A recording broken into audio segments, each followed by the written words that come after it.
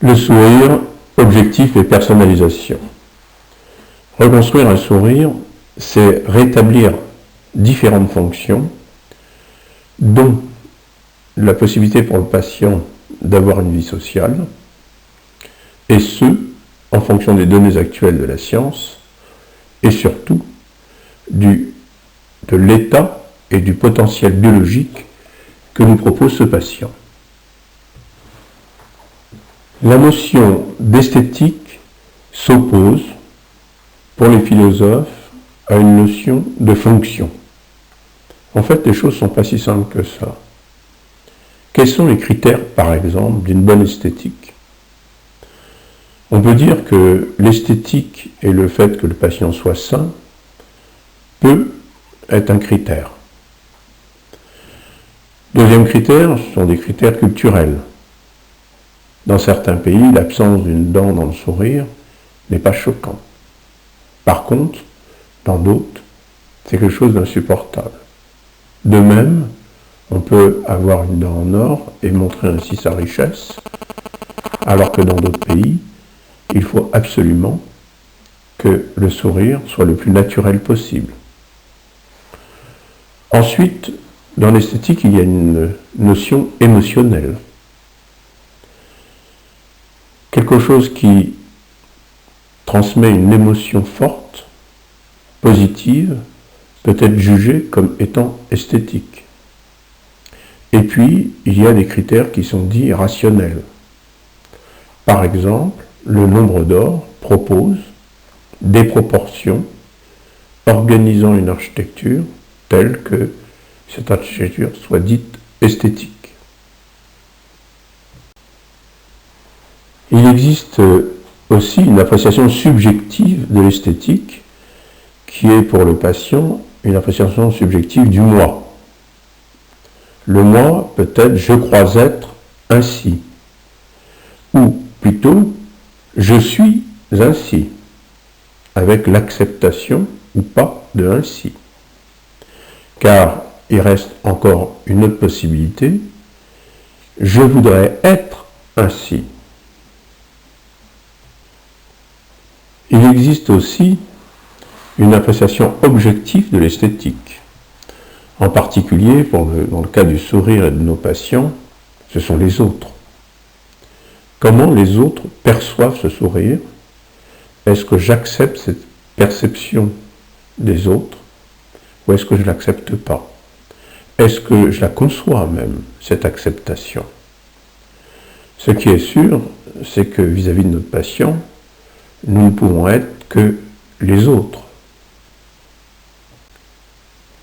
Une autre fonction de définir l'esthétique est le respect des harmonies.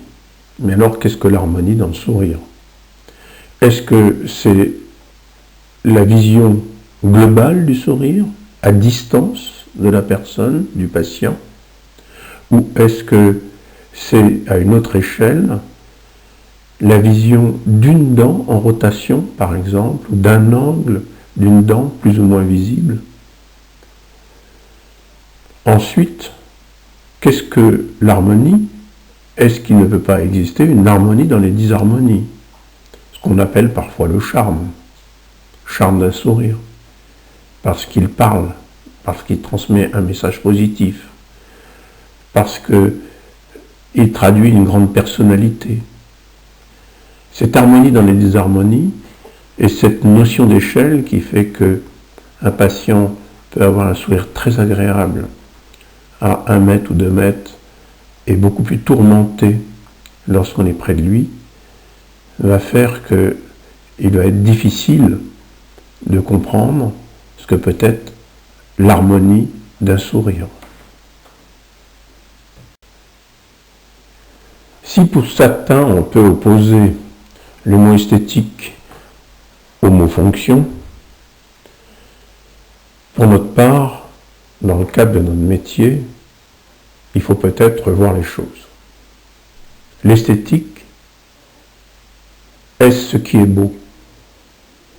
L'esthétique, est-ce une science du jugement du beau et du laid?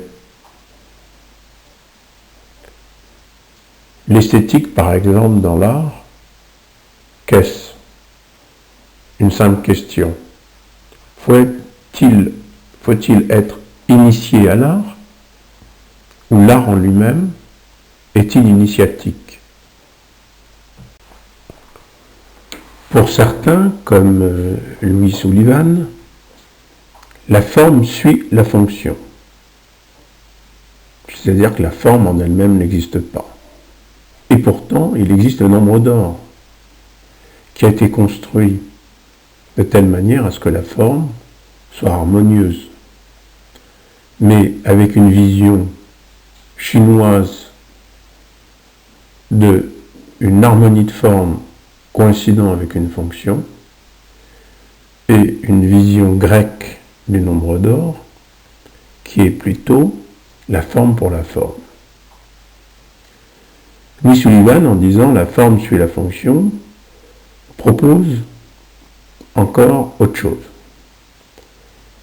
C'est que, par exemple, si quelque chose est parfaitement fonctionnel et répond à une demande, sa forme en est forcément l'expression. Mais alors, pour le praticien que nous sommes, le thérapeute, comment rétablir un sourire et une fonction esthétique? Si nous acceptons cette terminologie, fonction esthétique, fonction de l'esthétique, nous acceptons qu'elle puisse être pathologique ou physiologique. Quelle en est la limite? En fait, on peut penser que l'acceptation sociale de l'apparence d'un individu puisse être un critère. Effectivement, nous avons montré plutôt, que la subjectivité de chaque patient vis-à-vis de lui-même pouvait être très variable, pas forcément consciente, et ne répondant pas à des critères exacts. Il nous faut donc des critères qui soient plus objectifs et qui soient extérieurs au patient, sur lesquels nous puissions avoir effectivement une base de critères. Et ces critères, c'est l'acceptation du regard, par le regard des autres, du sourire. Le regard des autres, c'est celui du groupe auquel appartient l'individu, groupe culturel, groupe social, qui fait que le patient est accepté par son environnement social.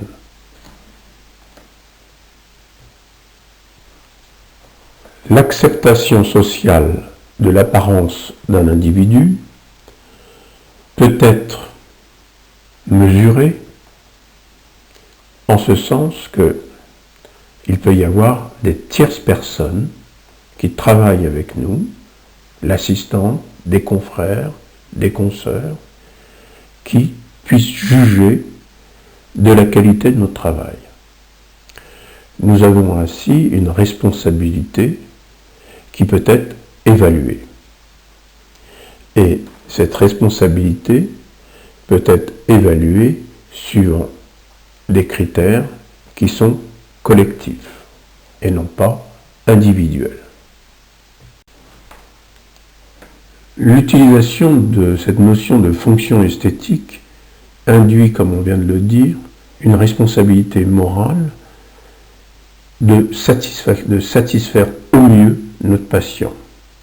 Du point de vue du droit, il faut savoir que à partir du moment où il existe des critères collectifs, des critères sociaux et d'acceptation de l'individu par le milieu social et les autres, nous sommes dans un cadre d'obligation de moyens.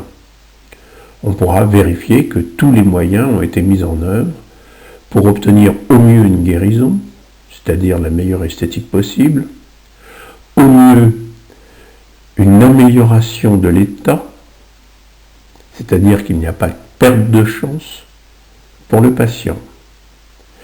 Ça veut dire que nous avons fait notre travail en ce sens que les autres le collectif accepte le fait que nous avons mis tous les moyens en œuvre.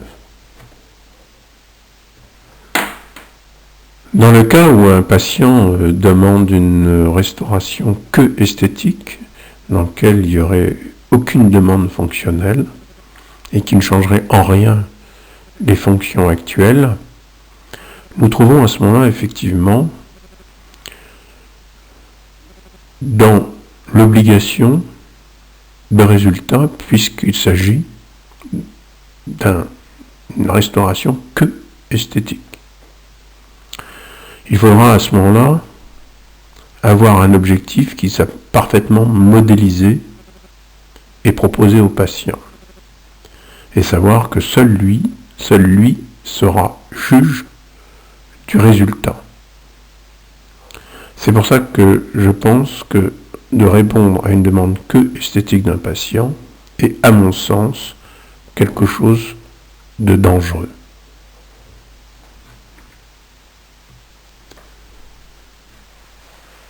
Pour ma part, je n'ai agi dans mon exercice que dans la mesure où il y avait une réelle disgrâce. C'est-à-dire que la demande esthétique de mon patient coïncidait avec ce que pouvait être le regard des autres. C'est-à-dire l'acceptation par les autres du sourire du patient et la possibilité évidente de pouvoir améliorer très nettement son esthétique, en sachant que l'appréciation de cette esthétique sera quand même de sa seule acceptation.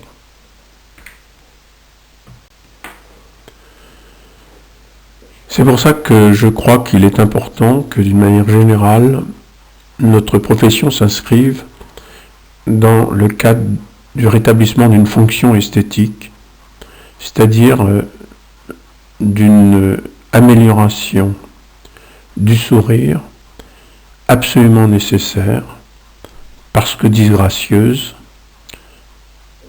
dans l'acceptation du collectif. Et je crois qu'à ce moment-là, l'information dans le cadre du consentement éclairé est très importante. Il est absolument nécessaire de conserver des photos, des modèles prouvant l'état actuel du patient et une demande formulée du patient. Ensuite, il est important, dans le cadre du consentement éclairé, d'avoir fait le tour des objectifs possibles et de ce qu'il sera acceptable ou pas pour le patient. Pour ma part, j'ai toujours été très pessimiste dans les objectifs que je pouvais proposer à mon patient. Ensuite, il est absolument nécessaire, dans le cadre du consentement éclairé, de faire des mises en garde, car ces objectifs peuvent être parfois pas atteints du fait de réévaluation en cours de traitement. Réévaluation nécessaire par l'obtention des résultats d'étapes cliniques. Et puis ensuite, il faut que le patient sache que dans le cas de force majeure, où véritablement une étape ne peut être pas franchie, n'était pas prévisible, eh bien, nous ne sommes pas obligés d'avoir atteint les objectifs pourtant demandés par le patient. Le patient doit prendre à ce moment-là ses responsabilités et savoir que, au pire, il pourra, à la fin du traitement, être comme il est arrivé, c'est-à-dire à revenir à la case départ. Attention par contre qu'il n'y ait pas de perte de chance pour le patient, c'est-à-dire que son état ne soit pas plus disgracieux qu'en arrivant. Auquel cas, la perte de chance fait que le patient se trouve à ce moment-là tout à fait de droit à nous demander des comptes. Du point de vue de l'acceptation sociale de notre patient, il existe des critères. Quels sont ces critères d'un sourire esthétique, ayant une fonction esthétique? D'abord, la première question, c'est la nature fait-elle bien les choses? Effectivement, les dents se trouvent être à l'équilibre entre une sangle jugale, labiale et une pulsion linguale. Ces organes paraprothétiques, paradentaires, sont des organes qui ont une fonction. Si on a une fonction de déglutition qui n'est pas correcte, on peut avoir une pulsion linguale pas correcte et un mauvais positionnement des dents. On peut donc dire que la nature ne fait pas forcément toujours bien les choses. D'ailleurs, les pathologies font partie de la nature. Ensuite, il existe des formes, des couleurs. Oui, là, il y a des règles. Là, on a la possibilité de s'appuyer sur des critères. Il existe aussi des règles de positionnement en fonction des trois plans, sagittal, frontal et occlusal. Il existe donc une possibilité de savoir si on a bien aligné ou mal aligné nos dents. Et ensuite, il y a une possibilité de comprendre les messages du sourire et de pouvoir essayer de vérifier s'il y a une adéquation entre la personnalité et le message envoyé par le sourire. Que nous trouvions dans la réalisation d'une prothèse complète, d'une prothèse fixée ou d'un traitement d'orthodontie, un sourire est un sourire. Et le positionnement des dents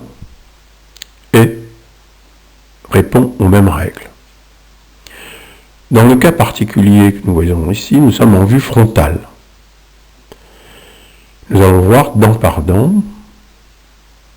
la façon de positionner, aligner le groupe incimo-canin. Les centrales sont forcément avec un pied ou une racine en avant de la bunoïde. Le bord libre, en vue frontale, se trouve parallèle à la ligne bipupillaire, c'est-à-dire grossièrement horizontale. Ainsi, automatiquement, on distalise le pied.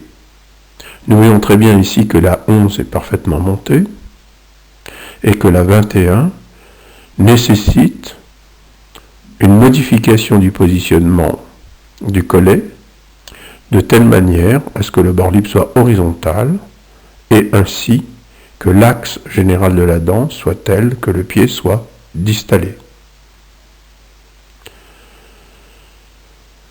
Si nous voyons ensuite le cas des latérales. Le cas des latérales sont des dents qui sont très importantes. Ce sont des dents qui vont animer le sourire. Les latérales peuvent avoir pas mal de positions différentes. On dit que le bord libre ne doit pas toucher le plan d'occlusion. En fait, il peut être très légèrement au-dessus, voire dans le plan d'occlusion. Le bord libre doit se trouver de telle manière qu'il est plutôt, comme le cas de la 12, tel qu'il y a une distalisation un peu plus forte du collet, mais ne doit pas être à l'inverse avec une mésialisation du collet. Donc le bord libre sera soit horizontal, soit avec un angle mésial légèrement plus haut que l'angle distal. Ensuite, si nous regardons les canines, la canine, elle est droite pour l'œil, perpendiculaire au plan d'occlusion. La canine, elle va avoir une bosse canine, c'est-à-dire un pied, une racine, qui va être plutôt vestibulée. En fait, la canine, elle va donner l'impression d'être verticale. La canine, en rotation, doit à peine montrer son angle distal. Les flèches vertes montrent effectivement que l'angle distal des canines est peu perceptible.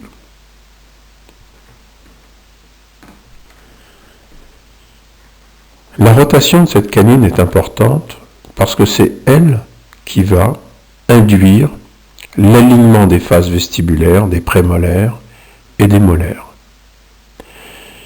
Effectivement, le sourire se continue par la 4, la 5 et la 6. Et on doit avoir un alignement des faces vestibulaires.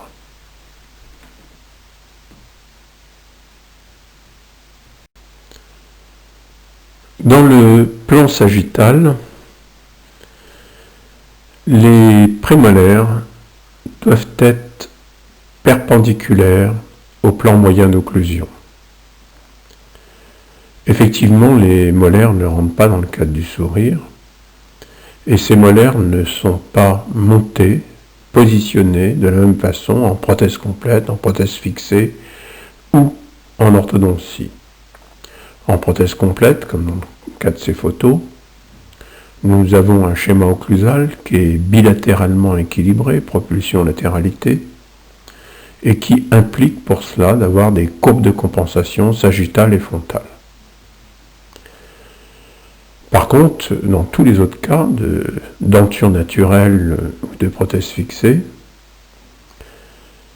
les prémolaires sont perpendiculaires au plan d'occlusion et les 6 et les 7 sont à peine inclinés de telle manière à avoir la plus grande désocclusion possible et l'espace de Christiansen le plus important possible. Revenons à l'esthétique. Le patient sourit. Les prémolaires sont perpendiculaires au plan d'occlusion. La canine, elle est soit perpendiculaire au plan d'occlusion, soit avec un pied à peine distallé.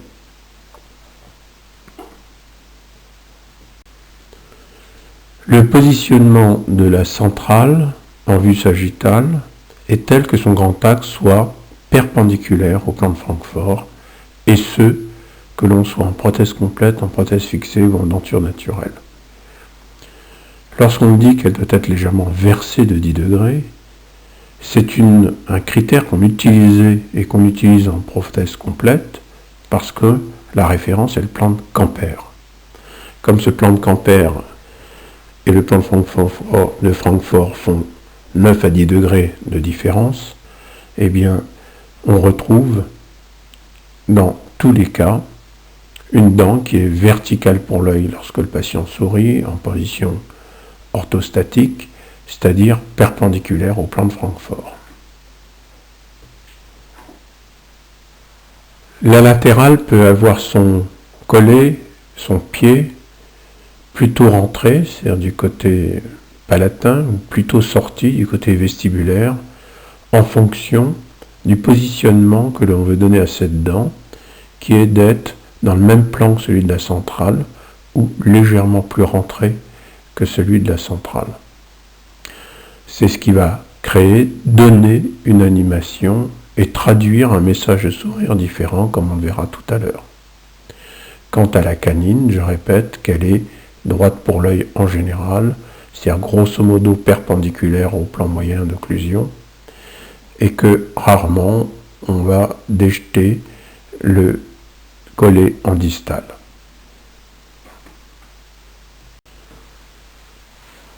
Toujours dans le plan sagittal, les dents inférieures ont le même axe, ou au moins un axe, non c'est pas le même axe, c'est dans le plan sagittal et frontal, les prémolaires et les molaires ont la même orientation de leur axe, et ceci va garantir une bonne occlusion qui soit parfaitement fonctionnelle. Dans le plan sagittal, concernant le groupe antérieur, le groupe incivo-canin du bas est organisé différemment du haut.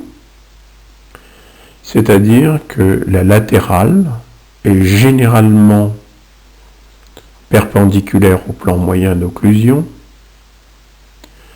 que la centrale a un pied qui se trouve rentré ad linguam, ce qui lui donne une orientation, l'impression d'une orientation avec un axe qui serait vestibulé en occlusal,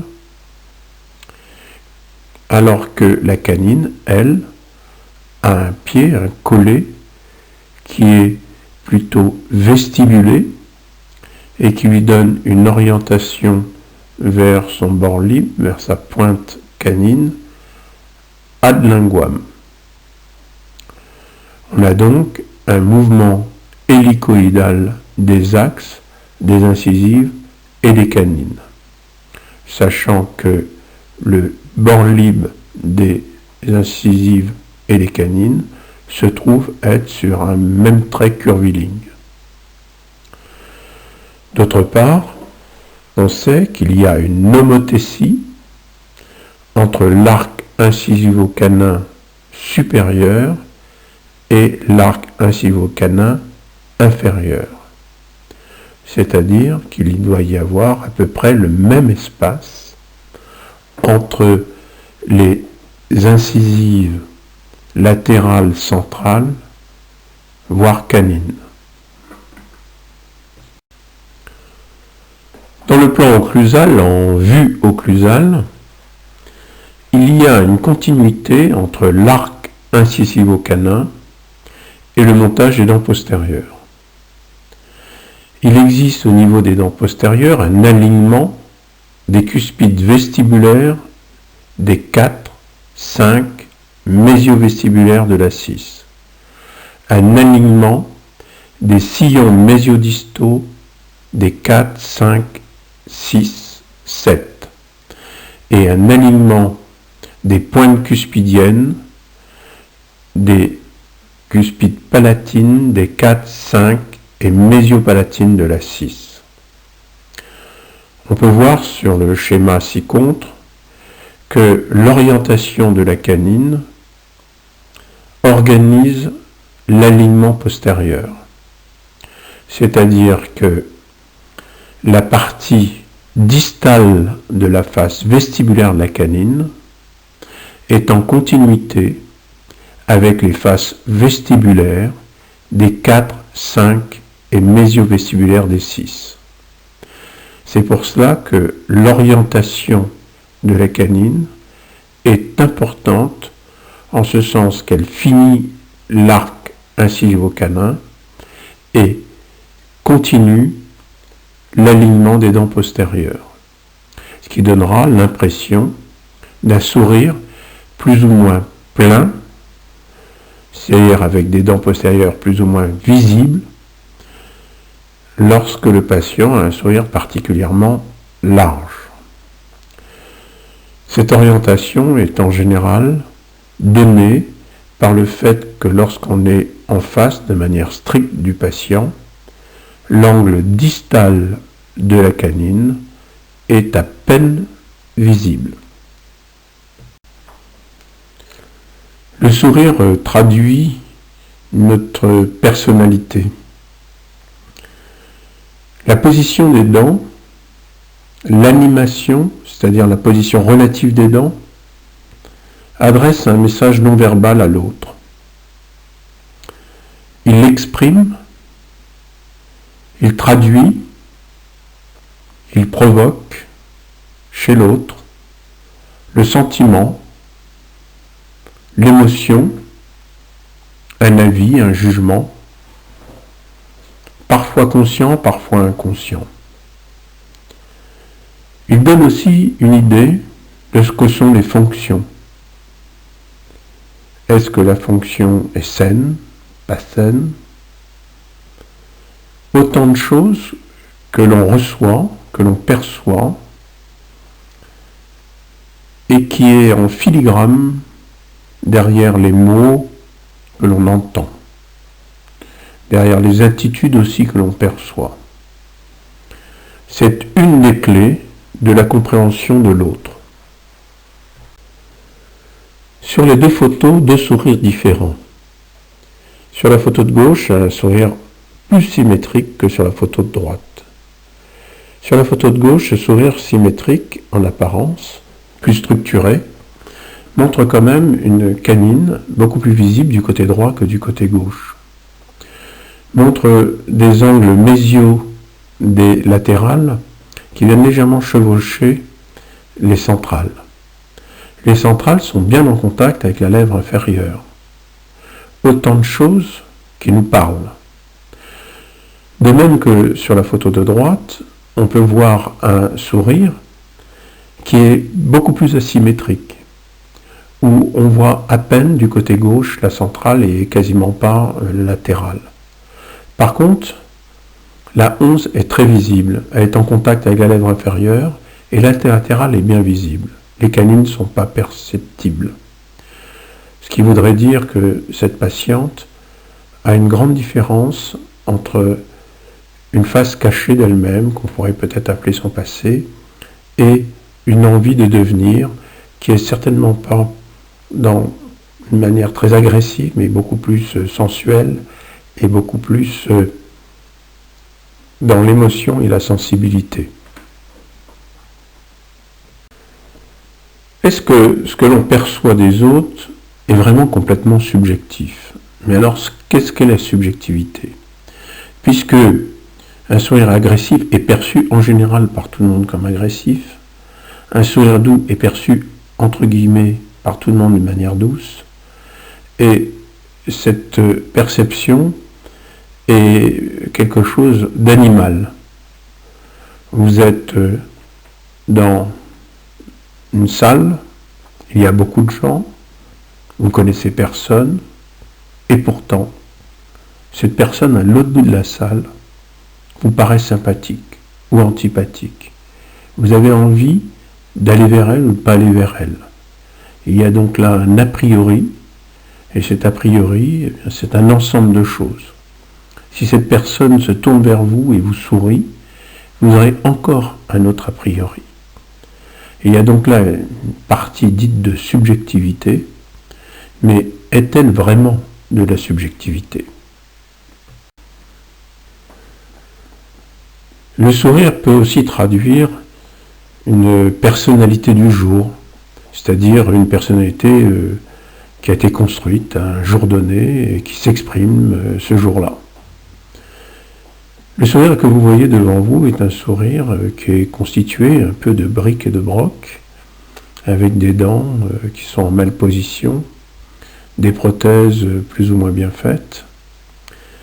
Mais essayons à un moment donné d'imaginer ce sourire tel qu'il a été à l'âge de 20 ans. Qu'est-ce qu'il traduisait? Et qu'est-ce qu'il traduit maintenant après tout le chemin parcouru? En fait, la même personne avec des vécus différents. Le langage des dents pourrait donner l'analyse suivante de ce sourire. D'une part, une certaine sensualité de deux centrales parfaitement visibles, probablement en contact avec la lèvre inférieure dans le sourire, mais deux centrales qui sont en opposition dans leur rotation et qui montre un caractère obstiné. Les deux latérales aussi en rotation et qui, comme l'angle mésial vient en surcontour sur les centrales, montrent une hypersensibilité, mais une hypersensibilité qui fait de ces latérales des dents un peu pointues, comme la canine qui se trouve visible dans la partie droite du sourire et qui donne un soupçon d'agressivité à l'ensemble. Ce soupçon d'agressivité est conforté par un angle interincisif où les incisives, le bloc incisivo-canin du bas, se trouve en lingoversion et donne un caractère volontaire à l'ensemble du sourire. La douceur des formes donne la touche finale à ce sourire en le rendant le plus doux possible. Mais si vous voulez bien regarder la différence qu'il y a entre le côté droit et le côté gauche, le côté droit, la 11, a un angle distal qui est parfaitement arrondi, alors qu'il est nettement moins arrondi sur la 21, qui a probablement eu des soins. Et de ce fait-là, on a une impression de plus grande douceur du côté droit que du côté gauche.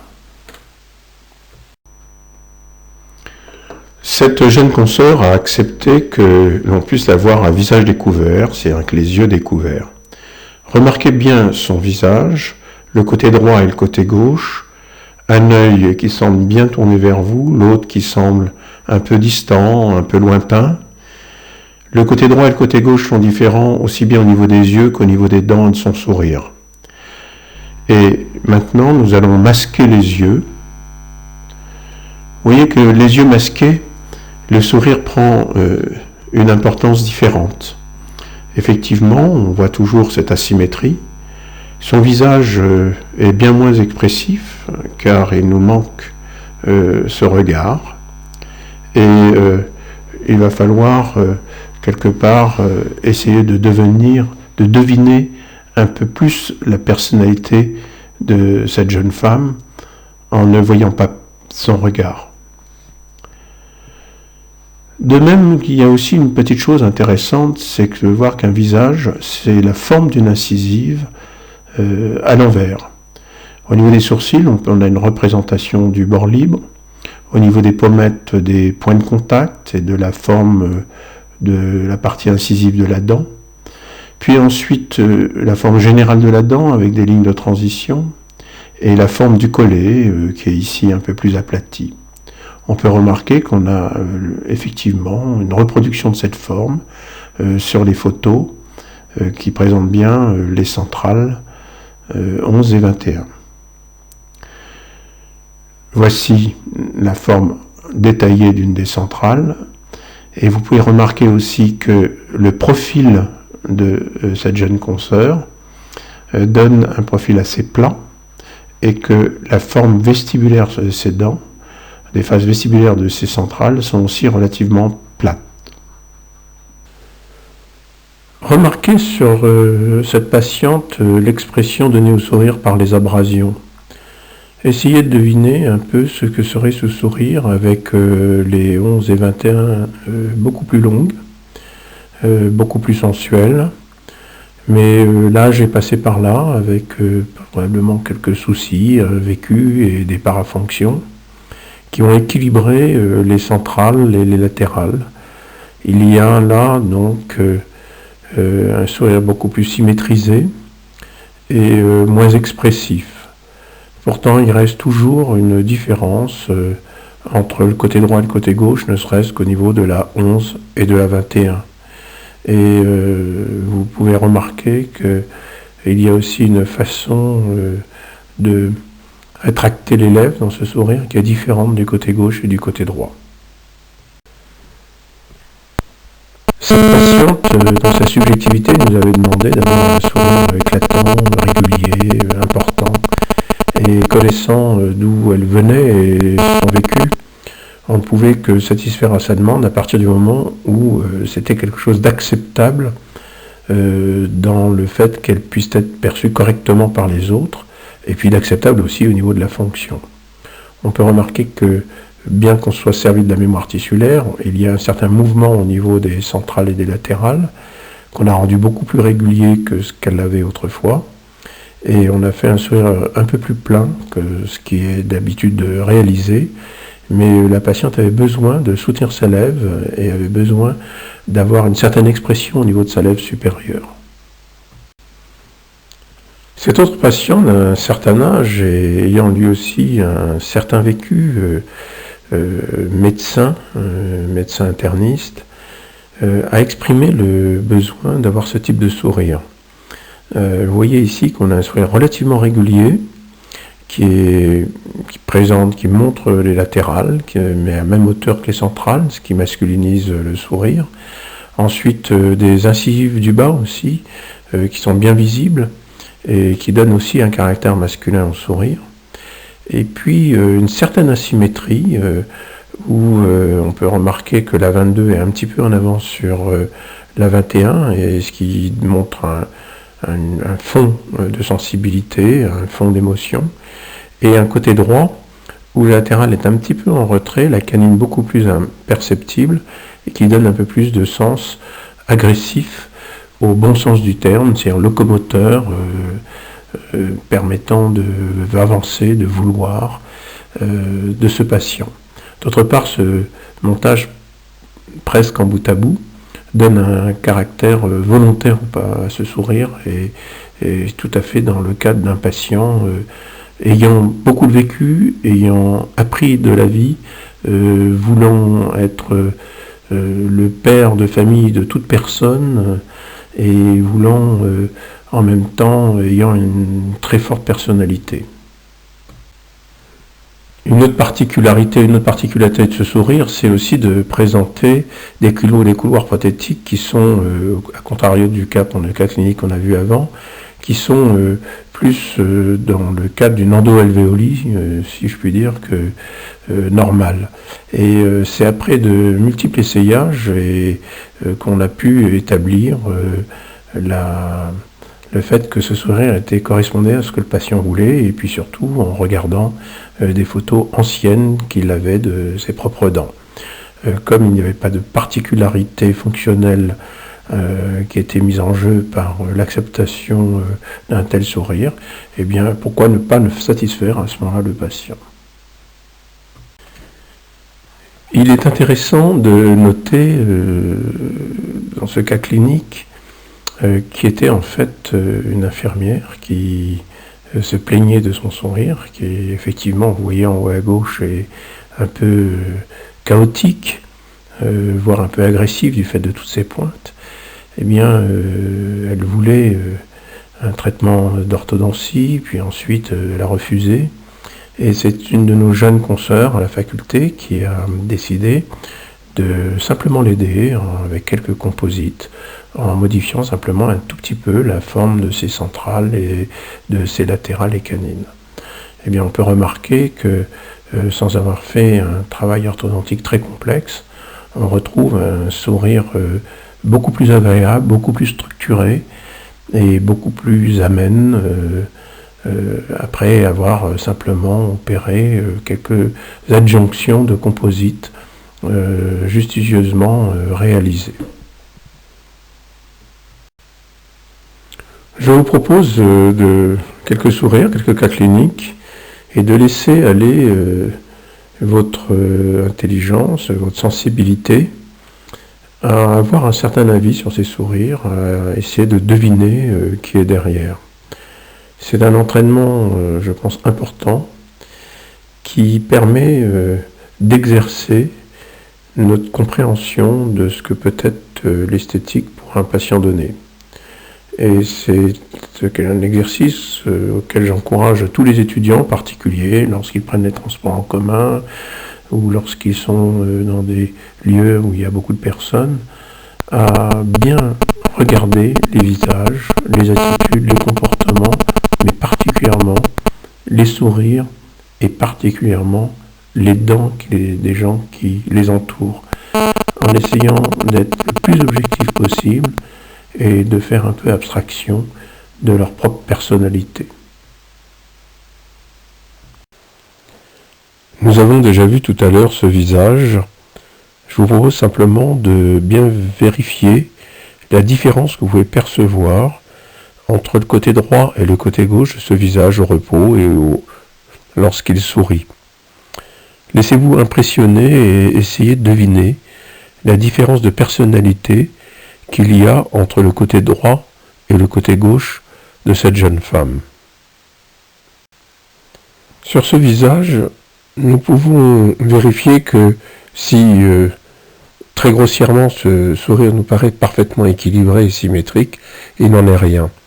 Le côté droit et le côté gauche envoient deux messages différents, avec un côté droit qui montre beaucoup plus la latérale, la canine, et d'autre part on peut remarquer, surtout de profil, que si les incisives viennent largement toucher la lèvre inférieure dans le sourire, ces incisives viennent soutenir la lèvre inférieure et on se retrouve avec une lèvre inférieure qui est beaucoup plus projetée en avant que la lèvre supérieure. On a ainsi un autre aspect de la personnalité de cette patiente.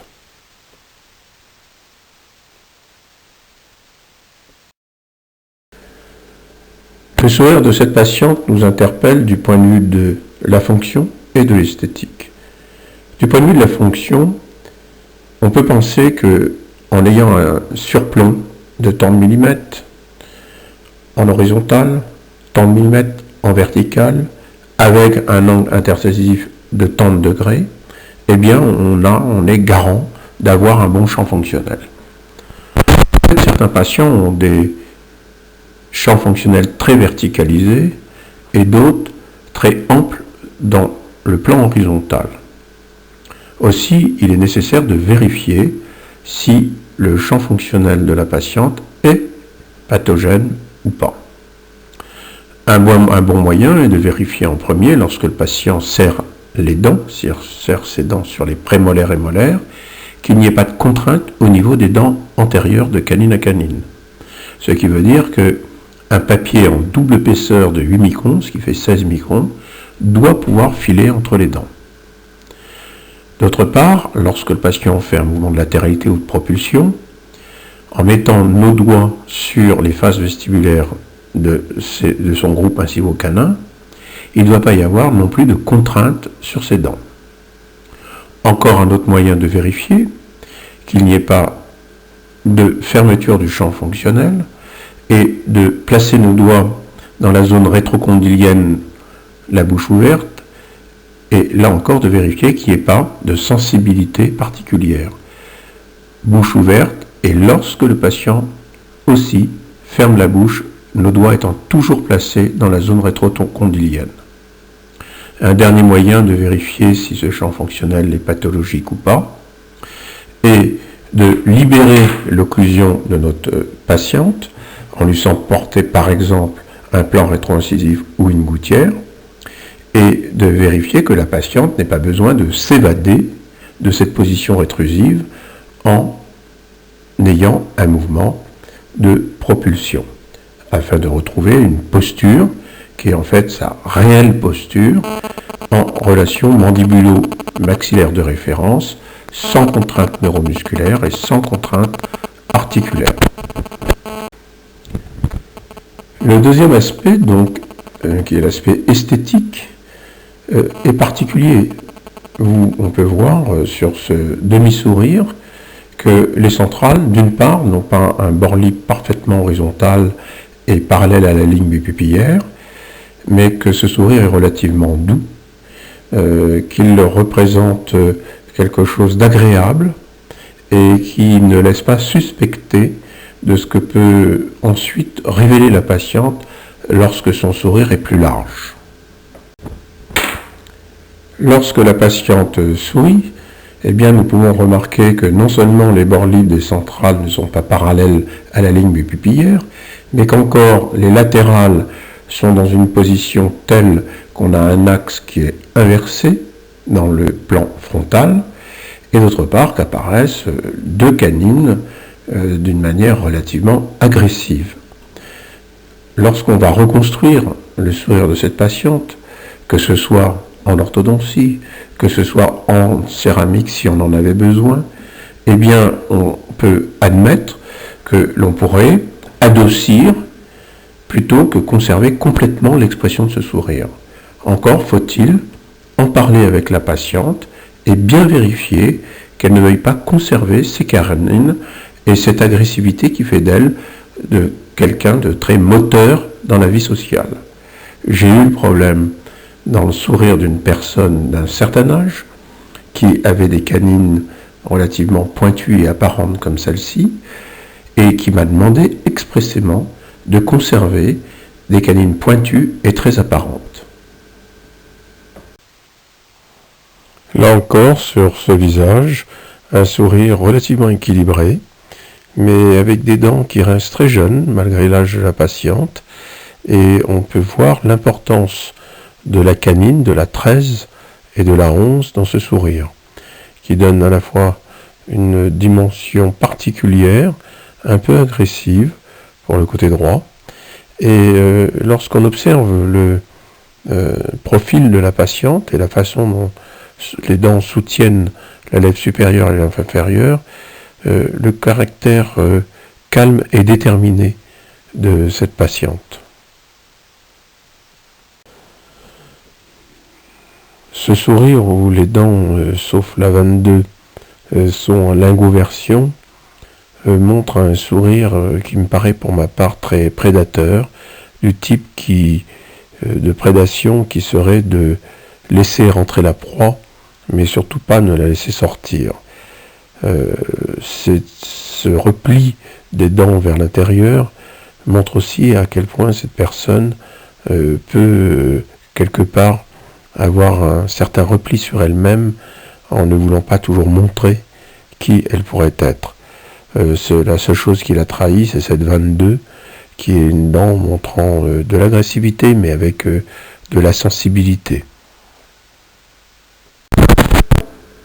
Le sourire de cette patiente nous montre, en vue de profil, un soutien des lèvres tout à fait agréable et confortable, si ce n'est qu'il y a une ombre du fait de l'absence des centrales dans la vue de ce sourire de profil. L'angle interincisif entre les centrales supérieures et inférieures nécessite de vérifier que la fonction est correcte, c'est-à-dire que le champ fonctionnel est parfait et non pathologique et non pathogène. Vue de face, cette patiente nous montre ses latérales. Ces latérales sont sur le devant du sourire, montrant une hypersensibilité, peut-être même agressive. Par contre, les canines, elles, sont abrasées et sont rentrées. Donc, on peut remarquer les latérales et deux centrales très longues, venant s'appuyer sur la lèvre inférieure, et rentrer, ce qui montrerait une sensualité, une sexualité très contenue.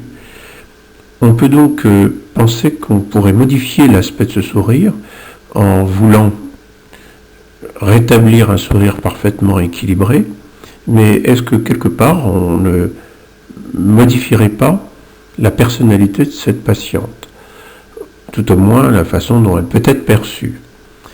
C'est pour ça qu'on peut effectivement modifier les axes, mais s'il faut modifier ces axes, ce sera certainement en conservant une certaine expression de ce sourire, avec des latérales qui sont quand même un petit peu visibles. Ce qui est sûr, c'est que de sortir les centrales permettrait d'obtenir un sourire beaucoup plus agréable, beaucoup plus sensuel. Ce sourire d'un patient d'un certain âge montre une répartition des dents qui est relativement organisée, symétrique, mais par contre avec de très grandes abrasions. Des abrasions au niveau des centrales, des latérales, des pointes des canines, qui adoucissent ce sourire énormément. Il s'agit d'un sourire d'un patient qui en fait avait une grande dépression et qui avait par ailleurs dans sa vie une femme très forte, d'un caractère, une très très forte personnalité. Lui-même avait une forte personnalité et a probablement dû organiser sa vie comme son sourire. Pour ma part, le montage des dents antérieures en prothèse à joindre se fait suivant la technique dite de la mémoire tissulaire. Pour ce faire, les deux centrales, 11 et 21, sont montées sur l'articulateur en ayant à côté de moi le patient. Les deux dents étant montées suivant des données anatomiques, elles sont ensuite mises en bouche, reportées en bouche, et nous vérifions alors le positionnement de ces dents avec l'aide du patient, sans qu'il se regarde dans un miroir, évidemment, pour empêcher toute perturbation d'image visuelle. La première question qui est posée au patient est de savoir si la dent est trop en avant ou trop en arrière. Et on va ainsi, avec son aide, positionner un peu plus en arrière ou un peu plus en avant les dents en faisant une comparaison entre la 11 et la 21. Ce premier positionnement ayant été obtenu, nous allons ensuite vérifier la longueur.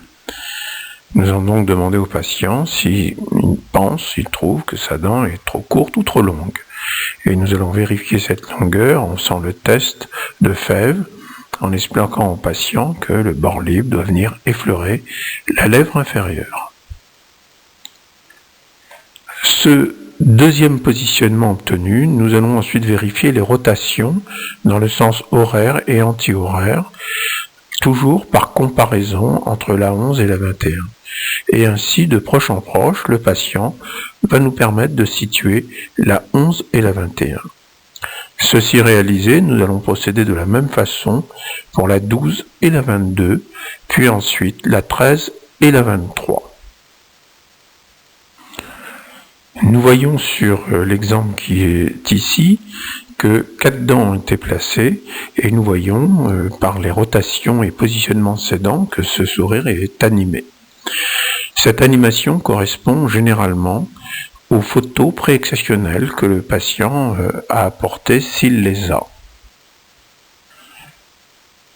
Le fait que le patient ait accepté le positionnement de ses dents sans les voir amène le patient à mieux intégrer ce sourire et à mieux l'accepter. Le fait de placer nos dents en fonction d'une mémoire tissulaire du patient, telle que ces dents soient en équilibre entre la langue, les joues et les lèvres, et ce, avec la coopération du patient, implique que nous déterminons, à l'aide des dents antérieures, en particulier des centrales, un volume pour la cinématique mandibulaire, c'est-à-dire un champ fonctionnel. L'expression de ce champ fonctionnel est le guide antérieur sur l'articulateur, et l'on voit que dans le cas numéro 1, ce guide antérieur est beaucoup plus fort que dans le cas numéro 2, où la flèche rouge est plus proche du plan de Francfort. On peut comprendre ainsi que on peut faire une très grave erreur en plaçant mal nos dents, que ce soit en prothèse adjointe, en prothèse fixée ou en orthodontie, en voulant absolument forcer cette mémoire tissulaire. Dans le cas présent, nous voyons que les abrasions des incisives du bas montrent que le bord antérieur de cette abrasion a envahi le champ fonctionnel, comme le montre la flèche rouge, et en fermant ce champ fonctionnel, a provoqué une contrainte rétrusive mandibulaire. L'angle interincisive est évidemment une donnée importante, puisqu'il permet d'avoir un volume de champ fonctionnel plus ou moins important, Mais on voit très bien aussi que dans le temps, une simple abrasion des incisives du bas peut provoquer un surcontour vestibulaire mandibulaire et une contrainte rétrusive. Lorsque on a un effet de torque sur une incisive, on peut facilement, par le calcul, savoir que pour 5 mm de rayon de rotation entre le centre de rotation radiculaire et le cingulum, eh bien un simple degré provoque une surocclusion de l'ordre du dixième de millimètre. 2 degrés, on approche les 2 dixièmes de millimètre, et 3 degrés, on les dépasse largement. Quand on sait qu'un patient peut être sensible à un papier articulaire artifole d'une épaisseur de 1 centième de millimètre, qu'en général on a en double épaisseur, ce qui veut dire qu'on est de l'ordre de 1 centième et demi à 2 centièmes de millimètre, eh bien on imagine immédiatement que la surocclusion provoque une contrainte neuromusculaire, voire articulaire, et que le problème est alors de savoir si cette contrainte neuromusculaire sera acceptée ou si elle entraînera une pathologie. Il est intéressant de vérifier, et cela nous l'avons fait grâce à la thèse de Julie Duverger, qui a étudié toutes les recommandations depuis Angle jusqu'à nos jours.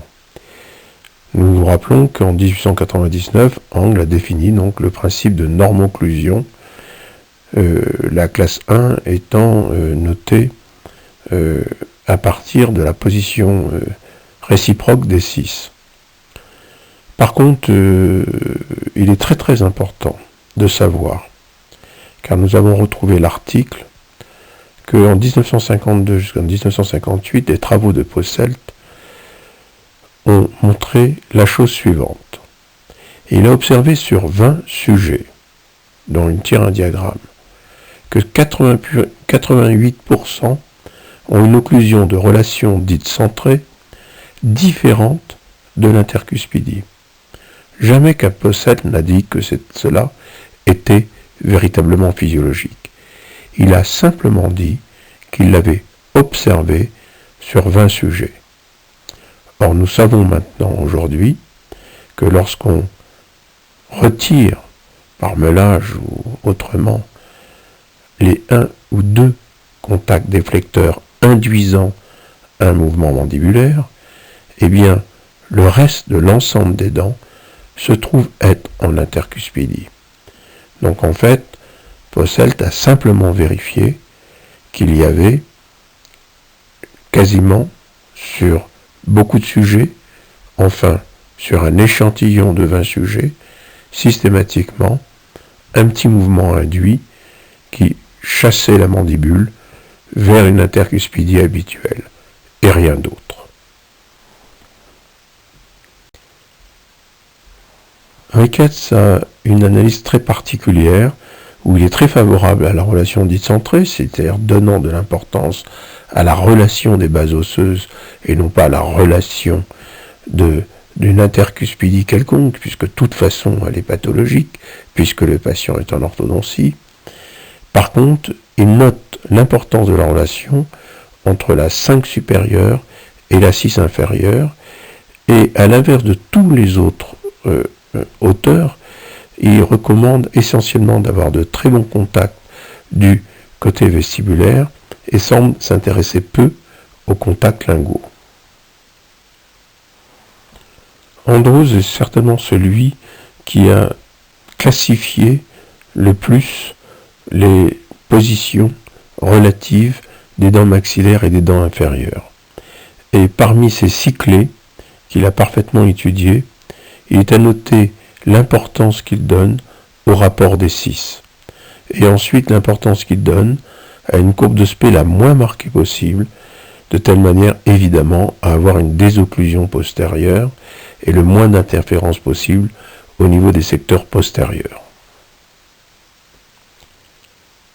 Les travaux de Roth entre 1981 et 1997 et ses différentes publications montrent l'importance qu'il donne à une occlusion dite centrée en montrant la différence qu'il y a entre l'intercuspidie et une occlusion en relation dite centrée, et que l'analyse occlusale doit être faite en relation dite centrée.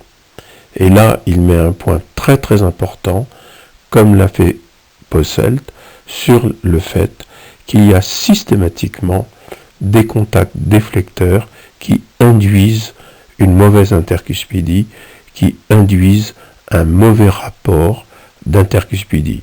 On ne peut parler que d'intercuspidie habituelle tant que le patient n'a pas eu une analyse occlusale et qu'on n'ait pas vérifié la nécessité de supprimer éventuellement un ou des contacts déflecteurs. Une étude publiée par Cordray très importante, faite sur 580 scars en 2006, avec un fort niveau de preuve, montre qu'une analyse occlusale faite à partir d'une relation dite centrée montre une classification d'angles, que les classifications d'angles sont alors différentes d'un montage fait en relation d'intercuspidie. Que si l'analyse est réalisée en intercuspidie en relation centrée, les surplombs incisifs sont différents. Et qu'il y a toujours des contacts prématurés. Et ceci corrobore une étude personnelle qui a été faite sur 974 de mes cas, où nous avons vérifié que 1 à 2 points de contact étaient souvent, quasiment systématiquement modifiés, de telle manière à ne pas entraîner de déviation mandibulaire vers une intercuspidie habituelle. En publication internationale, les seuls 3 auteurs qui préfèrent l'intercuspidie sont Aubray, Clark Evans et Rinchus. C'est vrai que quelque part, ces auteurs ne démontrent pas leur dire, mais il s'agit de dire d'auteurs et préfèrent l'intercuspidie car pour eux la relation dite centrée est soit forcée, soit que quelque part leur non-utilisation n'entraîne pas pour de pathologie, ou que la relation centrée étant très souvent fausse, il vaut mieux finalement utiliser une intercuspidie. Quoi qu'il soit, il n'y a pas, jamais eu d'études vraiment réalisées par ces auteurs. Toujours dans le cadre des publications internationales, nous voyons qu'en 2007, Roth, Oltramari et en 2010, Solov proposent que la relation dite centrée n'a jamais entraîné de pathologie. Ce que nous savons en prothèse, puisque lorsque nous réalisons des cas complexes, nous sommes obligés d'utiliser cette relation dite centrée et qu'elle n'entraîne jamais de pathologie. Et par contre aussi, ce qui est intéressant, c'est qu'ils disent que la relation dite centrée doit être obtenue après ce qu'ils appellent une déprogrammation. Or, effectivement, pour notre part, nous avons toujours voulu provoquer une détente neuromusculaire, vérifier qu'il n'y ait aucune contrainte articulaire avant de reconstruire nos patients. Et cette proposition est toujours faite par tous les auteurs qui font de la reconstruction prothétique globale. Ceci corrobore évidemment notre propre étude, comme nous l'avons déjà dit, qui montre qu'il y a systématiquement une contrainte neuromusculaire et peut-être vraisemblablement articulaire sur les patients, même si cette contrainte est acceptée par le patient, elle est quand même une contrainte. Et il est, à notre avis, nécessaire de s'en dispenser.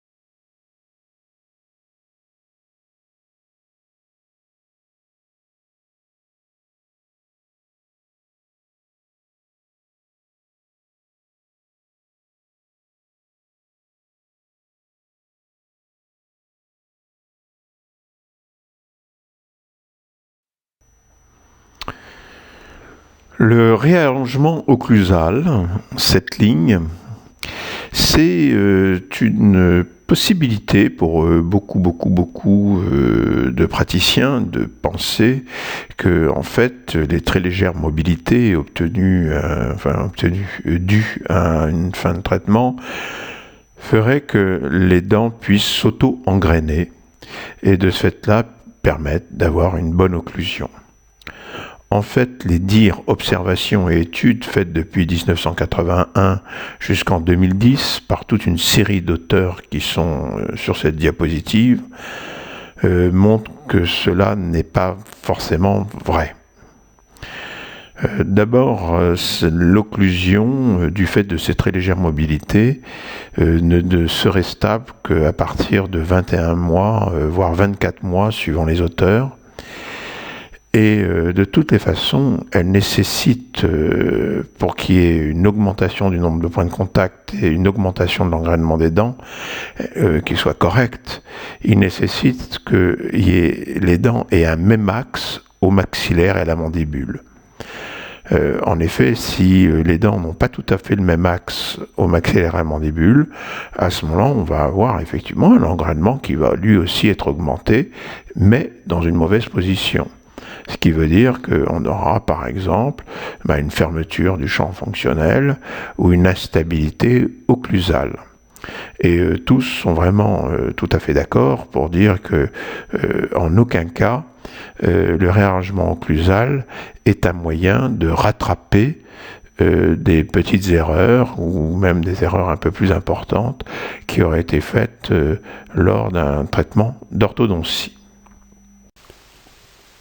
L'enregistrement d'une relation mandibulo-maxillaire de référence va permettre sur l'articulateur 1. de la faire en relation mandibulo-maxillaire de référence, que nous définirons, 2. de retrouver une intercuspidie favorable à la déglutition en supprimant le ou les contacts déflecteurs, et à partir de ce moment-là, de véritablement pouvoir faire une analyse du sourire, des classes d'angle, etc. Pour cela, il faut pouvoir obtenir la relation mandibulo-maxillaire de référence, et pour nous, un moyen est l'utilisation de gouttières de type dite SLT, puis ensuite d'enregistrer avec un matériau non perceptible sur les gouttières la relation mandibulo-maxillaire de référence. Comment définir cette relation mandibulo-maxillaire de référence ? Certains utilisent le mot de relation centrée ou dite centrée. Cette relation centrée a plus de 20 définitions montrant toutes leurs imperfections et le côté théorique de ces définitions. Pour notre part, nous allons simplement utiliser des critères qui sont cliniques. Et nous pensons et nous avons utilisé ces critères et cette relation depuis plusieurs dizaines d'années, ce qui nous permet de les proposer. Effectivement, en réunissant les conditions nécessaires et suffisantes suivantes, vous avez à ce moment-là la possibilité de ne pas créer de pathologie chez votre patient. La première condition nécessaire est de rechercher une relation la plus symétrique possible. La deuxième est importante, c'est de redéfinir ou de vérifier si la dimension verticale d'enregistrement, d'obtention et d'enregistrement de la relation mandibulo-maxillaire de référence est physiologique. Puis ensuite, de vérifier qu'il y a une coaptation articulaire physiologique comme disent certains. Pour nous, nous dirons simplement une coaptation articulaire sans contrainte, car nous savons que si nous supprimons toute contrainte au niveau de l'articulation, il pourra y avoir à ce moment-là un devenir de la fonction de cette articulation qui sera non pathogène.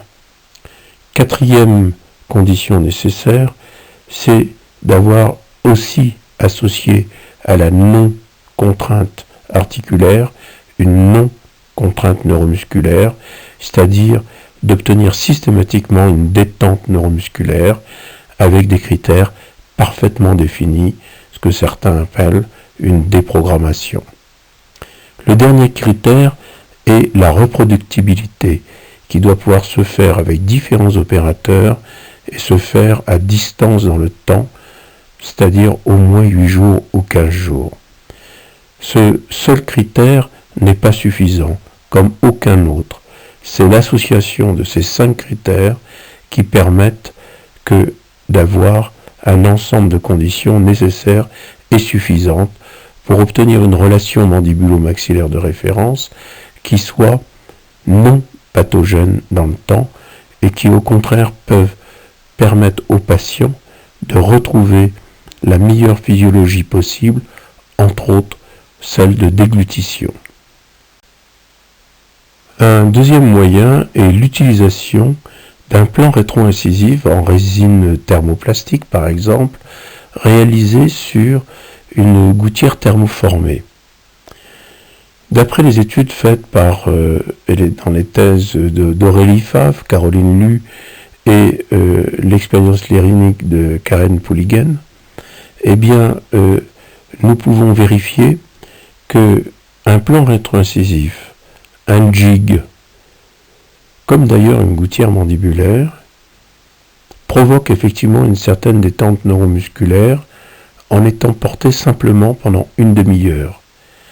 Que cette détente neuromusculaire permet une analyse occlusale avec une approximation telle que les points soient sur les mêmes versants cuspidiens à plusieurs semaines d'intervalle si on répète l'opération. C'est la différence avec la gouttière de type SLT qui, elle, permet à 8 ou 15 jours d'avoir une superposition des points. Il est sûr que dans 99% des cas, en orthodontie ou dans des cas simples de prothèse, ce simple procédé de jig ou de plan rétro-incisif est suffisant pour faire une bonne analyse occlusale. L'utilisation des plans rétro-incisifs construits sur une gouttière thermoformée doit être faite en position semi-allongée, ce qui permet une détente de tous les gros muscles, en particulier du dos du patient. Ce plan rétro-incisif doit être porté au moins une demi-heure par le patient. Nous avons des études ont montré que lorsque ce plan rétro-incisif ou un jig était porté que 20 minutes, si on répète l'opération dans la même journée 3 fois de suite, on a 3 positions différentes. Alors que s'il est porté une demi-heure, à ce moment-là, on a une reproductibilité. Ensuite, nous devons avoir un appui antérieur qui soit le mieux réparti possible. Donc, on utilisera un papier bleu pour obtenir le meilleur appui antérieur possible. Et l'enregistrement doit se faire avec un matériau non perceptible pour pas que le patient puisse se rendre compte de l'enregistrement et de ce fait-là avoir un réflexe, que ce soit de fuir un matériau qui serait trop épais ou au contraire d'avoir envie d'écraser le matériau un peu trop épais. D'où l'intérêt d'utiliser des matériaux type patoxyde de zinc. L'obtention et l'enregistrement de la relation mandibulo-maxillaire de référence avec un plan rétro-incisif réalisé sur une gouttière permet soit le report des modèles en plâtre sur un articulateur pour une analyse occlusale, soit cet enregistrement peut être scanné et ainsi permettre sur un ordinateur de monter de manière réciproque les modèles maxillaires et mandibulaires dans une position telle qu'on puisse aussi réaliser une analyse occlusale. Dans le cas clinique présent, nous voyons très nettement que l'analyse occlusale montre une relation mandibulo-maxillaire de référence avec une occlusion totalement différente de l'intercuspidie habituelle de ce patient. L'implantologie permet particulièrement dans les cas d'agénésie de reconstruire un sourire. Même si nous savons qu'il est difficile d'obtenir le même effet avec une prothèse qu'avec une dent naturelle, il est maintenant certain que l'implantologie permet de résoudre beaucoup de problèmes d'agénésie, en particulier lorsque il y a un problème esthétique. Je pense donc là au sourire. Ce cas clinique est celui d'une jeune fille de 11 ans qui se trouve avoir une anagénésie assez courante des latérales.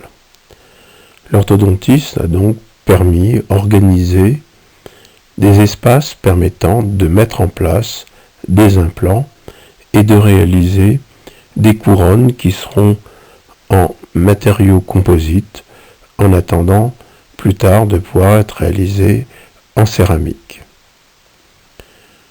La seule difficulté étant la proximité radiculaire, l'implant n'est pas posé tout à fait dans le même axe radiculaire que les dents proximales.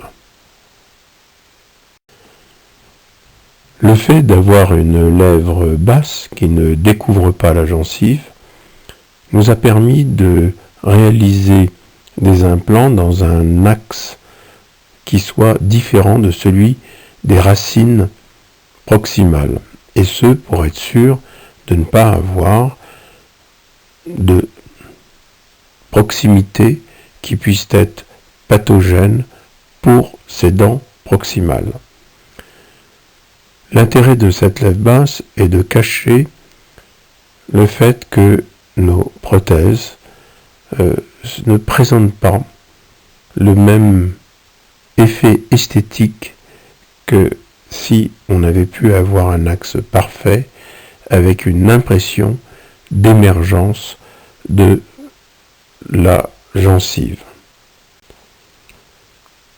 Le cas de cette patiente de 17 ans en 1993 est celui d'une patiente ayant des agénésies multiples et aussi un manque de croissance de ses maxillaires du fait du manque d'appui de la langue qui aurait pu permettre cette croissance. Les modèles en plate de cette patiente montrent d'une part les arcades avec les dents de lait et les dents permanentes, et ensuite des prothèses supradentaires qui avaient été réalisées pour maintenir une certaine occlusion, une certaine dimension verticale lors de la croissance de ces jeunes patientes. La réalisation sur des modèles d'études, de modèles de diagnostic, montre la difficulté à obtenir une occlusion qui soit parfaitement symétrique et qui soit vraiment cohérente. Aussi, il a fallu rechercher des morphologies et des verrous de l'occlusion qui soient le plus satisfaisants possible. Les radios et scanners montraient des volumes osseux relativement faibles, ce qui nous a obligés à passer par différentes étapes pour vérifier la possibilité d'avoir une bonne répartition de nos implants et de pouvoir permettre pour la patiente d'avoir de la prothèse fixée.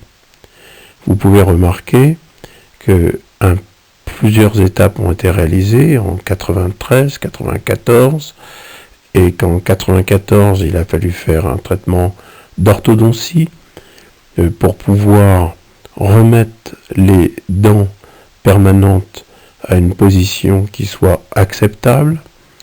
Puis ensuite, on a réalisé des prothèses terminales. Nous avons ici un détail des prothèses provisoires qui ont permis de réaliser un traitement d'orthodontie. Nous pouvons comprendre qu'à l'âge de 17 ans, nous avons pris énormément de précautions dans le cadre du consentement éclairé du patient, de cette jeune patiente et des parents, à vouloir réaliser un travail qui soit aussi complexe et qui soit aussi long dans le temps. Nous pouvons voir sur ces diapositives les prothèses terminales.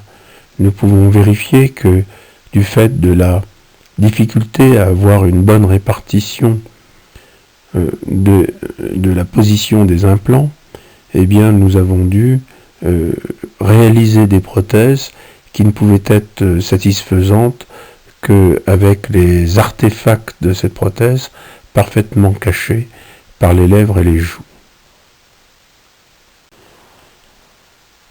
Ces prothèses implantaires réalisées, aussi imparfaites soient-elles, probablement auraient-elles été mieux réalisées avec les moyens actuels, a quand même rendu un grand service à cette patiente en lui permettant d'avoir des arcades dentaires avec des dents fixes, avoir un sourire, avoir la possibilité de faire des études normalement, d'avoir une vie personnelle normale. À l'heure actuelle, ces prothèses existent toujours. La qualité immédiate du sourire est évidemment son caractère esthétique, tout au moins dans sa fonction esthétique, c'est-à-dire l'acceptation de la personne dans son environnement immédiat, social, culturel, cultuel, ethnique. Nous ne pouvons pas nous contenter simplement de faire plaisir à un patient. Nous devons aussi analyser son surplomb incisif et vérifier que ce surplomb incisif permette un champ fonctionnel d'exister et une cinématique mandibulaire d'exister sans qu'elle soit pathogène. Cette analyse, qu'elle se fasse sur un articulateur ou qu'elle se fasse en 3 dimensions sur un ordinateur, doit se faire dans une relation mandibulo-maxillaire de référence. Pour cela, il est absolument nécessaire d'obtenir et ensuite d'enregistrer cette relation mandibulo-maxillaire de référence, que ce soit sur un articulateur ou que ce soit sur un ordinateur à l'aide de logiciels en 3 dimensions. Le champ fonctionnel est une notion très importante dans la cinématique mandibulaire.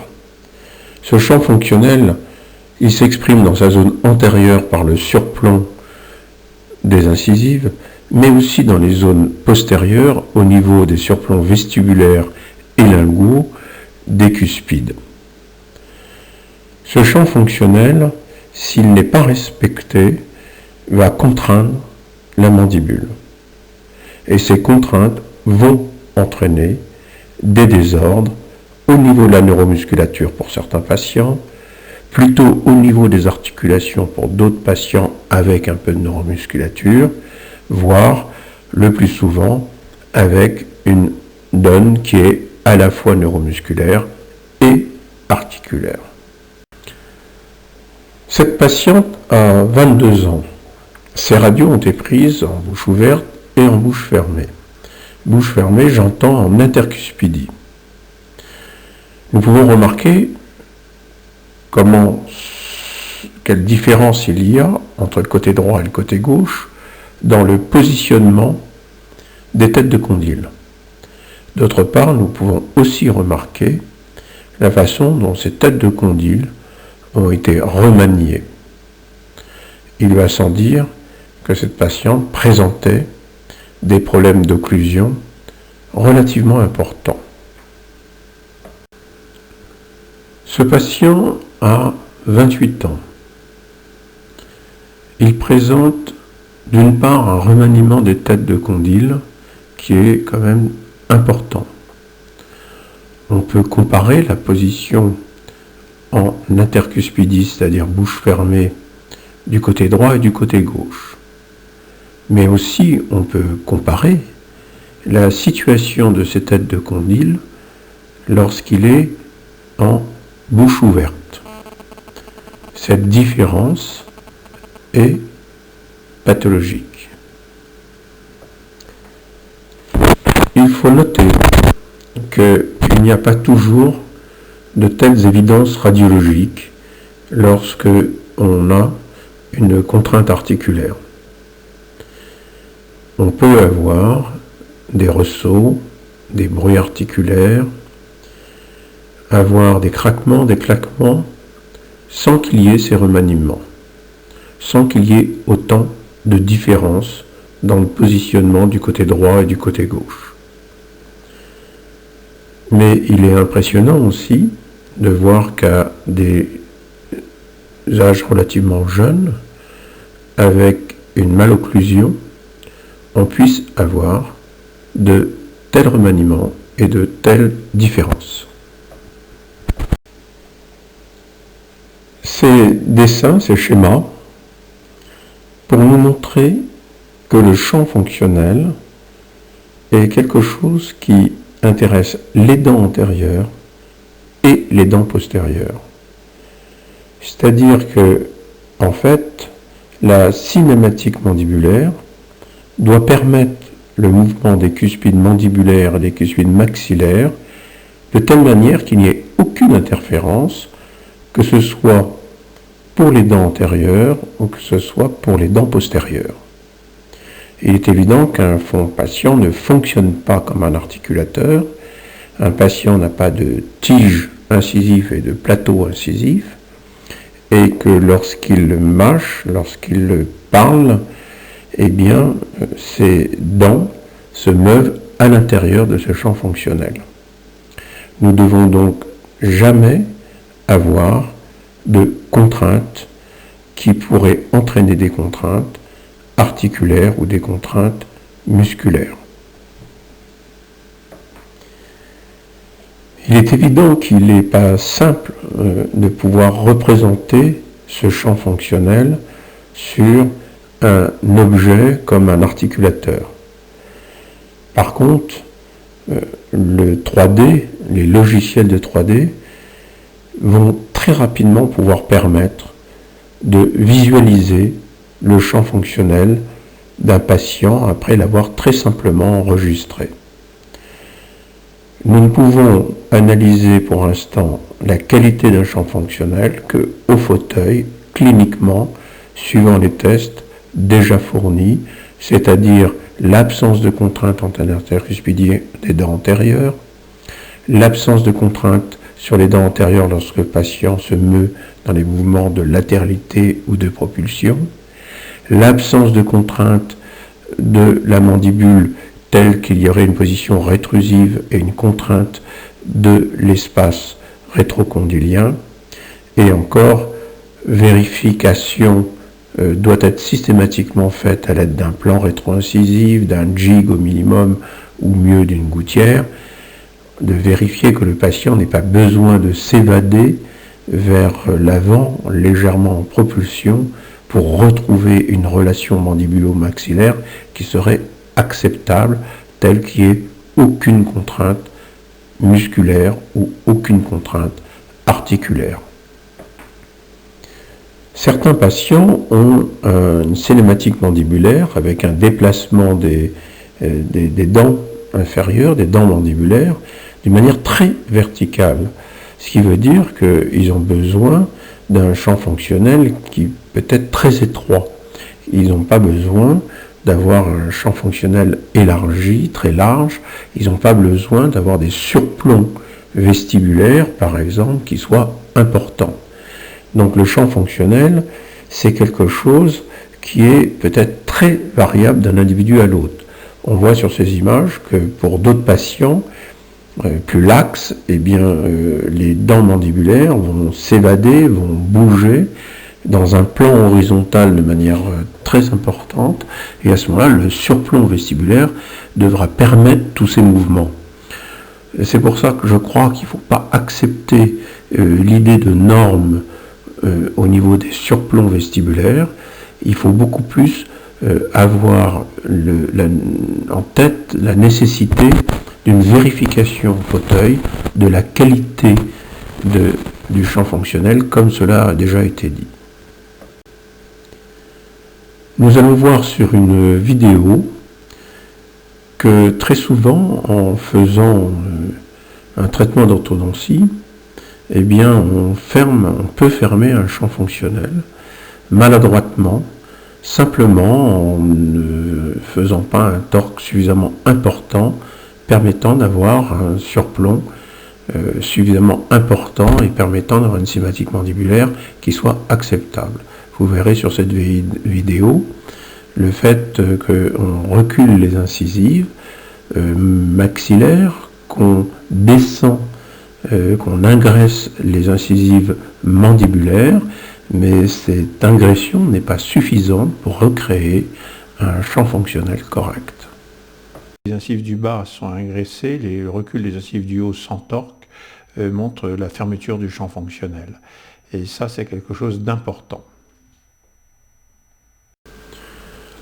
Sur ces schémas, nous pouvons voir qu'il y a donc, comme pour le secteur antérieur, un secteur postérieur avec un champ fonctionnel qui est très représenté par le surplomb vestibulaire.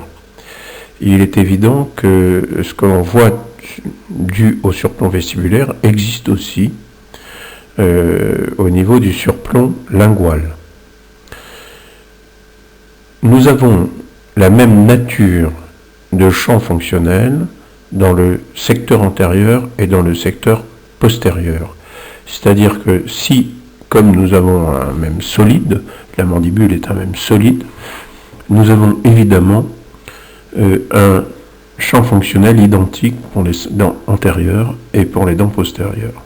Ce champ peut être étroit et très verticalisé comme pour les dents antérieures, ou il peut être très large, très horizontal pour les dents postérieures comme il le serait pour les dents antérieures. Il est important de noter que les morphologies doivent évidemment être dans le même type de champ fonctionnel, de telle manière à ce que les morphologies puissent éviter d'avoir des interférences lors de la cinématique mandibulaire.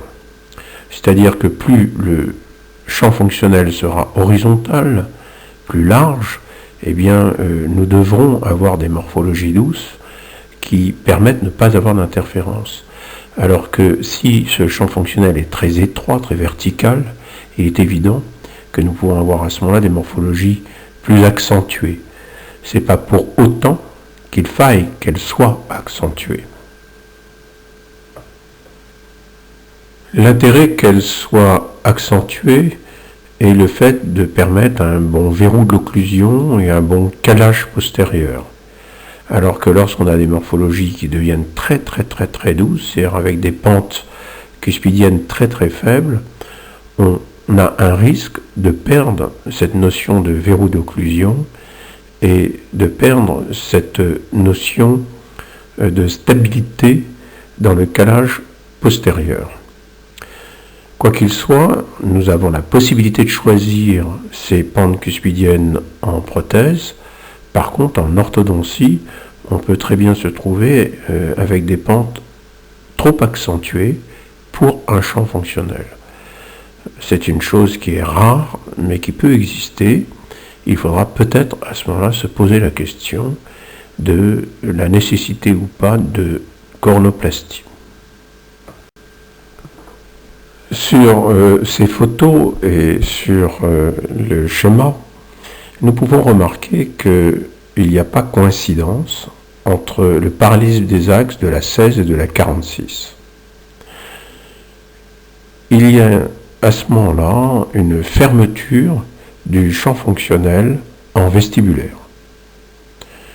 Il y aura donc une contrainte au niveau de la musculature et au niveau des articulations.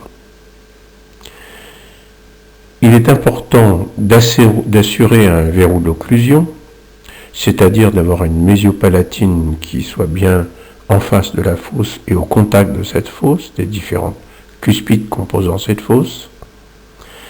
Et il est absolument nécessaire que le champ fonctionnel, c'est-à-dire le surplomb vestibulaire et le surplomb lingual, soient de même qualité. Le seul moyen est de vérifier qu'il y ait un parallélisme des axes des 16 et 46. Et cela est valable pour l'ensemble des prémolaires et des molaires. C'est-à-dire que toutes les prémolaires et molaires maxillaires et les prémolaires et molaires mandibulaires doivent avoir des axes parallèles entre eux qui permettent d'avoir un surplomb vestibulaire correct et un verrou de l'occlusion. Supérieur permet de passer en classe 1. Vous voyez bien que la 16 et la 46 semblent être dans un bon rapport. Cuspide embrasure au niveau des prémolaires. Nous regardons du côté lingual, nous voyons que cuspide embrasure au niveau des prémolaires correct, mais par contre au niveau de la 16 et de la 17, nous n'avons pas une cuspide mésiopalatine qui se trouve être dans la fosse, donc pas de verrou de l'occlusion. Et ça, c'est quelque chose qui va nuire à la stabilité de l'occlusion. Par contre, du côté gauche, nous voyons que la 26 recule bien, ainsi que la 27. Les prémolaires se mettent en cuspide embrasure.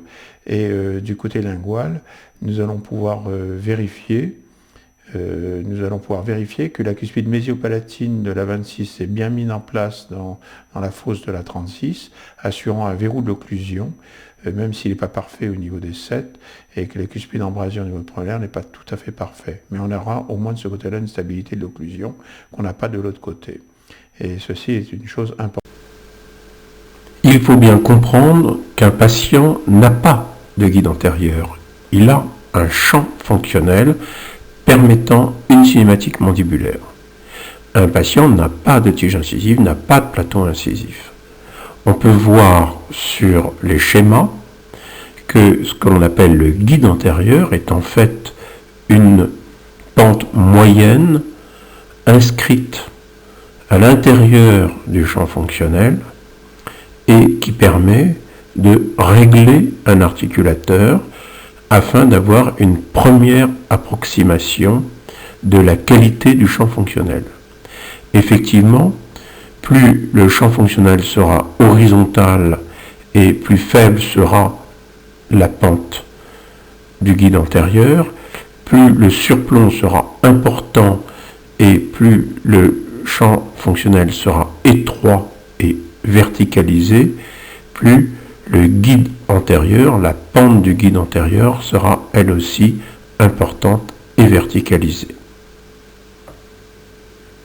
Le guide antérieur est donc une approximation de ce que peut être le champ fonctionnel. Le guide antérieur appartient à l'articulateur, le champ fonctionnel appartient au patient.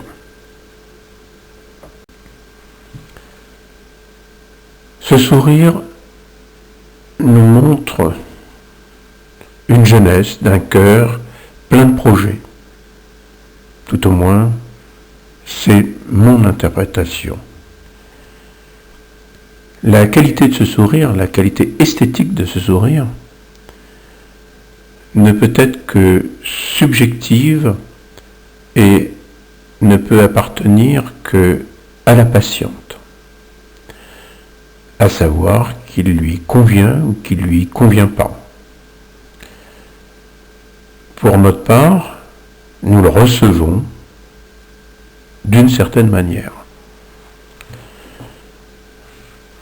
Les fonctions et la fonction esthétique étant la façon dont ce sourire est perçu et reçu par son entourage social, permet d'avoir des critères objectifs. Nous sommes là dans un domaine d'objectivité.